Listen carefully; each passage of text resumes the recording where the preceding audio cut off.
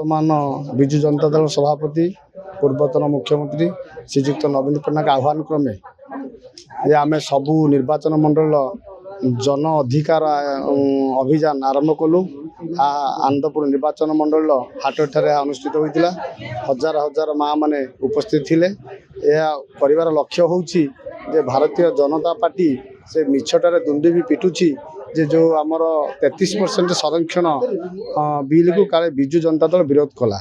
ये बाबद गोटे स्वतंत्र अधिवेशन विधानसभा डका होता आम भाग नहीं एवं पूर्ण मात्रा समर्थन करूँ 33 छाड़ी 50% हेले आम समर्थन अच्छु।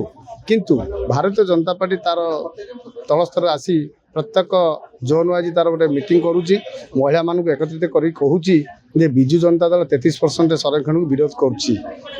टोटाल मिछ मिथ्या। तेणु नारी अधिकार आम सब बेले अच्छु।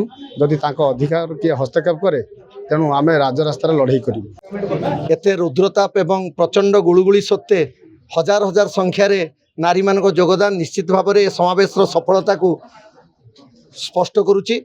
एवं नारी माने जोपरी भाव में नवीन पट्टनायक सरकार समय एसएचजी ग्रुप माध्यम से सुरक्षा हो पारुला से समृद्धि हो पारुला। ए 2 वर्ष शासन ने केवल मिथ्या प्रतिश्रुति से प्रतारित होती 50,000 टंका एककालीन देवे एवं से एक स्वल्प व्यवसाय आरंभ कर स्वप्न देखा सरकार।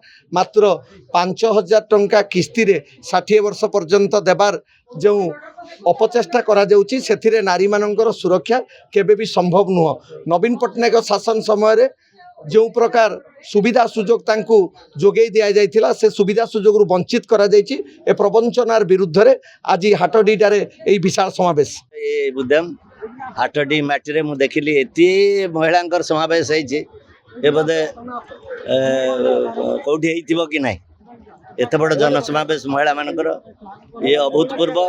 आज सतरे महिला माने जागी मोर जहाँ विश्वास है महिला मान को लेकर जो भूल बाटर बीजेपी परिचालित करुच्ची जन आक्रोश महिला आक्रोश बोली कहीकि जो सभा समिति करुच्ची महिला आक्रोश बोली सभा समिति करुच्ची एवं ताको भूल बाटर परिचालित करुच्ची तार जवाब आज ये दिखाई।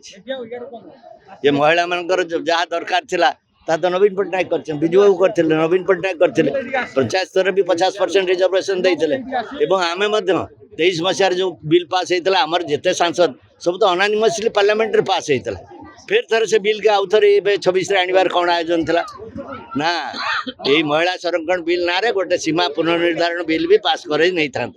जो सीमा पुनर्निर्धारण बिल आम समस्त ये तलुआ राज्य दक्षिण भारत सब राज्य असुविधा होता। सीट संख्या उत्तर भारत में बढ़ी था 5-6टी राज्य उत्तर प्रदेश राजस्थान गुजरात हरियाणा आपंकर हिमाचल प्रदेश एमती केतटा राज्य रे सीट संख्या 2 गुण प्राय हो जाता से जीतिक सबुदिन बीजेपी देश दखल कर ये कथा बुझिक विरोध मान विरोध कर बिल तो पास हो 23 मसीह 24 मसीह इलेक्शन कार्यकारी कहीं कलन फिर कौन भेल कि कहीं लगे तेणु लोक एवं जागले जे यार सतक सत महिला सशक्तिकरण मतलब ना महिला रिजर्वेशन मतलब ना बीजेपी महिला मान खाली भूल बाटर परिचालित कर सभा होता। आजिकल मु भी अनुभव करछि जे महिला माने जागृत होती अतीत दिन किसी भूल होती नवीन बाबूर एवं विजु बाबूर जो प्रति जो देइथिले जो दायित्व निर्वाह करते से भूली जाइछन्ति किसी महिला से आज पराजय बरम स्वीकार कला विजु जनता दल। किंतु एभली जागरण चलले ये जो सरकार 2 वर्ष आसला गोटे सरकार अच्छी बोली कहीं अनुभव कर सरकार कार्यक्रम किसी बाहर को जाना पड़ुना। आज सभा समिति कला बेलू पुलिस लगे बंद करवा ये कर अत्यंत जघन्य हीनम ये कारवार। तेणु आज मुझे सभा सब महिला मान को निज तरफ स्वागत करुच्ची विधायक बंधु को स्वागत करुच्ची ये कार्यक्रम निश्चित भाव में एमती चलने सफल हो महिला जागरण निहाती भाव संभव। आनंदपुर ठारे आज जो आयोजित नारी अधिकार अभियान ये हजार हजार संख्यार महिला उपस्थिति प्रमाणित करिछि जे प्रकृत रे महिला माने तांका निज अधिकार पाई राजरास्ता को ओल्लैचंती अंटा भिड़िकी एवं बीजेपी महिला विरोधी एक कथा स्पष्ट होईची एवं 2023 मसीह रे ही महिला संरक्षण बिल पास होइतिला पार्लियामेंट रे ताकू विजु जनता दल भरपूर समर्थन करथिला।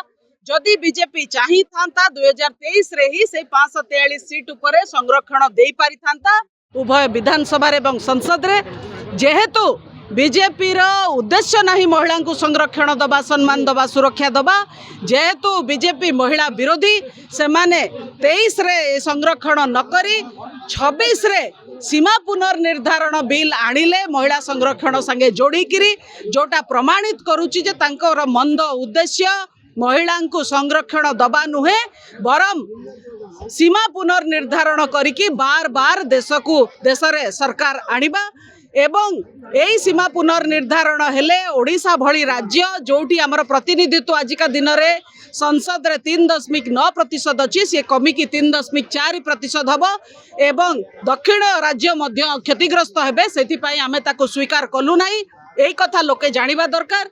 द्वितीय कथा आज ओडिशा रे महिला विरोधी अत्याचार अपराध आकाश छुईलाणी सीमा पार हेलाणी प्रत्येक दिन अपहरण दुष्कर्म गण दुष्कर्म हत्या रेप मर्डर गोटे चली किंतु मुख्यमंत्री नीरव उपमुख्यमंत्री नीरव तांको नेता मंत्री सांसद कहा मुहरे पार्टी पदेटिए बाहरुनी ताले को मुहरे महिलांकर सम्मान सुरक्षा संरक्षण कथा कहूच प्रकृत रे तमे महिला मानू केवल भोट बैंक पॉलिटिक्स पय अपव्यवहार करूच यही कथा जे मंचरु स्पष्ट आह्वान दिया जदि राज्य बीजेपी सरकार न सुधुरे ताले आगामी दिन में बिजु जनता दलर नेता नेत्री कर्मी माने बीजेपी वाला रास्ता को ओल्लई देबे नहीं घर भितर कैद करके रखिबे से माने मुह देखेबा को लायक रहिबे नहीं एभली व्यवस्था करा जिवो। तेणु सरकार जदि चेतेबार अछि चेतांतु नले आगामी दिन में तांको पाई विराट संकट आसुछि।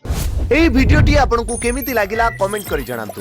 धरित्री लाइव रो यूट्यूब एवं फेसबुक चैनल को सब्सक्राइब करंतु। अधिक खबर पाई लॉगिन करंतु www.dharitri.com।